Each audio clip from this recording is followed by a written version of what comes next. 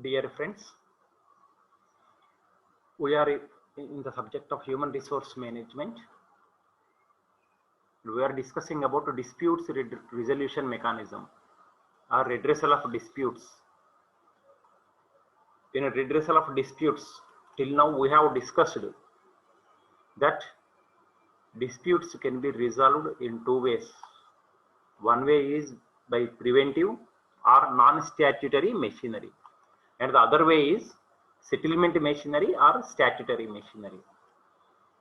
In preventive or non-statutory machinery, we have discussed negotiations, trade unions, joint consultations, standing orders, grievance procedures, code of discipline, mediation. Whereas in settlement or statutory machinery, till now we have discussed about conciliation and arbitration. The introduction of adjudication I have given in the previous class. Today we will discuss about labor courts, industrial tribunals and national tribunals. We will start with our discussion with labor courts. Labor courts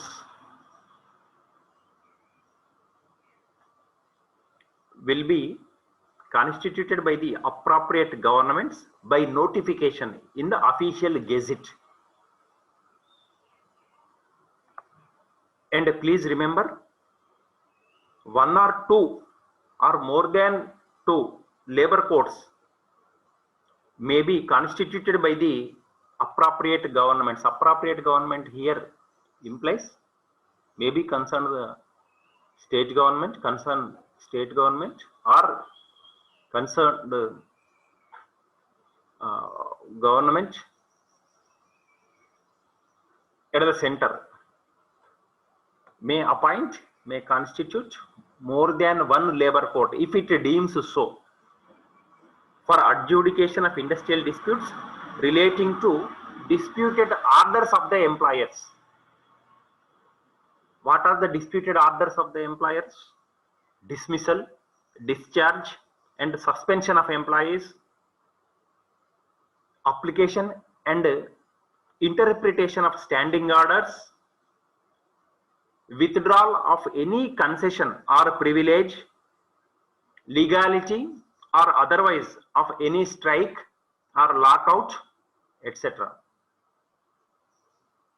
A labor court shall consist of one person only. We have to remember this. Only one person will be there in a labor courts, of one person only, to be appointed by the appropriate government. I told you appropriate government implies concerned state government or the central government. It is the duty of the labor court to adjudicate upon the industrial disputes relating to the matter specified to it. So it may be lockdown, it may be relating to suspension or dismissal of an employee, it may be relating to strike of employees, okay, it may be relating to standing orders, okay. So any matter that is referred to labor court will be decided by the labor court.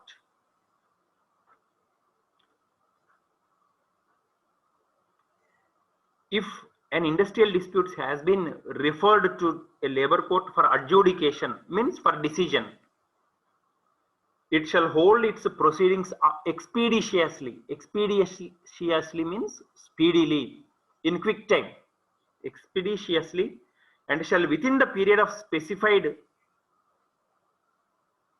in the order referring such a dispute, submit its award to the appropriate government. So it will award means it will give its judgment to the appropriate government. Means normally it is the constituting government. If concerned state government has appointed a labor court, the labor court will submit its award, means its judgment copy to the concerned state government. If labor court is appointed by the central government of India, the labor court will submit its award to the central government. Okay. The award of labor court shall be in writing. So it should be in writing and shall be signed by the presiding officer. I told no, only one person is going to be there in labor court. We have to remember it. And whatever award is given by the labor court, it should be signed by the presiding officer. Presiding officer means the one man person who is a member of the labor court. So that is about labor court. Coming to second item in adjudication, that is industrial tribunals. So appropriate government means you have to remember always appropriate government means state government or central government. Appropriate governments have been empowered means are authorized, have a power to appoint as many industrial tribunals as they think proper for the adjudication of the disputes relating to wages, hours of work and reset, intervals, leave with pay, holidays, compensatory and other allowances, bonus, profit sharing, provident fund, gratuity, retrenchment, etc. So these are the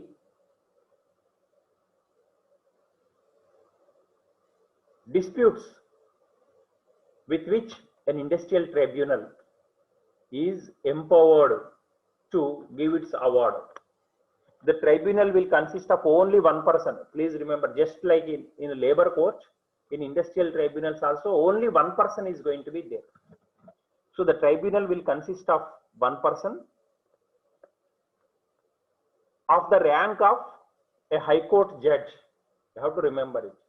And in any industrial tribunal, the only one person who is going to be appointed by the appropriate government will be of the rank of a high court judge. The tribunal must decide the matter before it on the merits after taking into account all the material facts and circumstances. It is a quasi-judicial body. See what is quasi-judicial?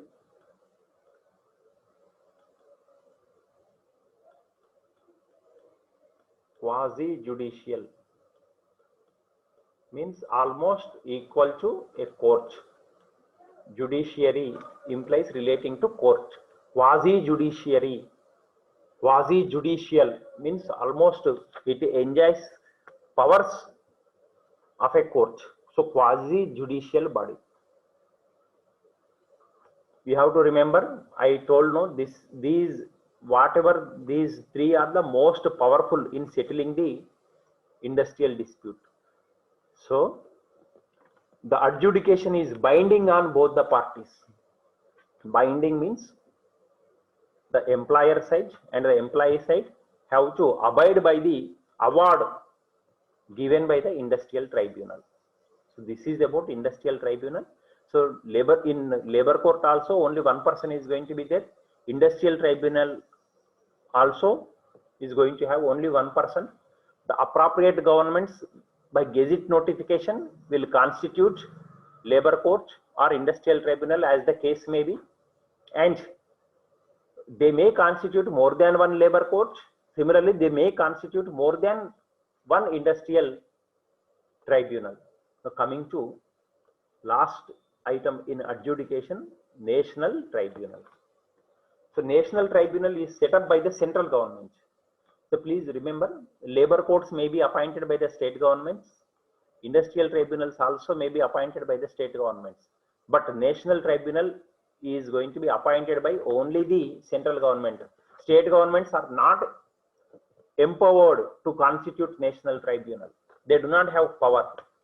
So national tribunal is set up by the central government for the adjudication of industrial disputes, which involves the question of national importance or which affects industrial establishments situated in more than one state.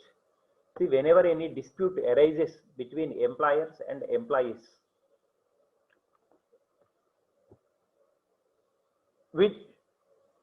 in which the concerned industries are located in more than one state, in such a situation, the central government will look into the matter. Normally, the central government will take care of that matter by constituting national tribunal, because the dispute is going to have a major impact at a national level. The dispute is concerning more than one state. In such a situation, the central government will enter into the matter and it will constitute national tribunal.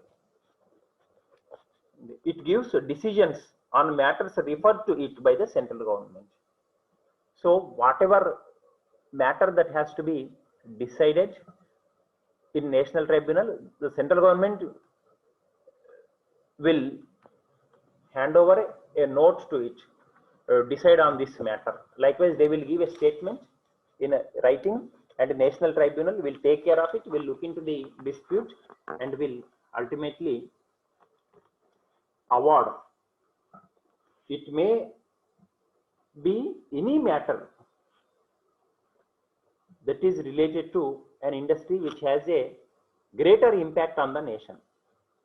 So if any matter is referred to the national tribunal by the central government, the labor courts and industrial tribunals are barred from entering or entertaining such disputes, and if any such dispute is pending before labor courts or tribunals, shall be deemed to be quashed.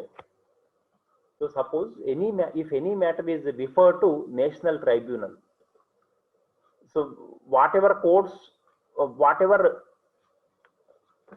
such kind of cases are pending before labor courts and industrial tribunals, they cannot take a decision because the decision is pending with the national tribunal. So whatever cases are pending related to same kind of incident that is referred to national tribunal, so all those cases will be deemed to be quashed, means they no longer exist in a labor court and industrial tribunals, because this is the ultimate power, empowered authority. So the decision taken by national tribunals is going to be binding on all the parties.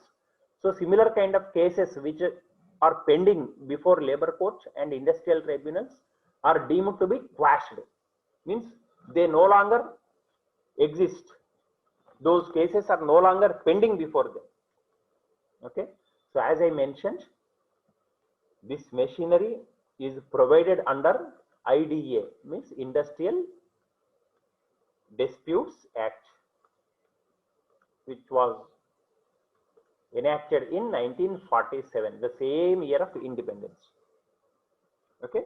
So you have to remember, in 1947, government has enacted this law.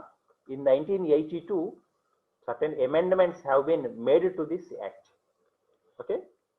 In addition to this, you have to remember Trade Union Act.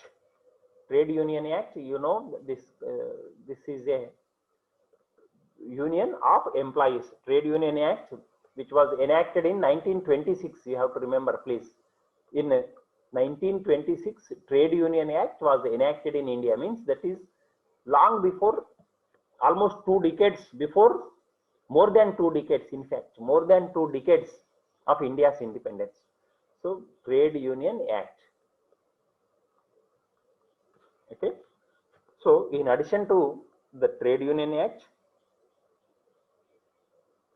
which gave legal powers to trade unions, all these machineries exist for the amicable settlement of dispute between two parties. One, as you know, one is employer party and the other one is employee party. Employee side, employer side. These two are the varying fractions means conflicting parties in any industrial disputes normally. Okay. So in disputes resolutions mechanism, we have learnt about all these issues, all these various techniques of settling industrial disputes, of resolving industrial disputes. So thank you very much, dear friends. In our next class, we will learn about standing orders. I mentioned when I explained preventive machinery or non-statutory machinery about standing orders, we have to learn more. So about standing orders, we will learn in our next class. So thank you very much, dear friends. We will meet in next class.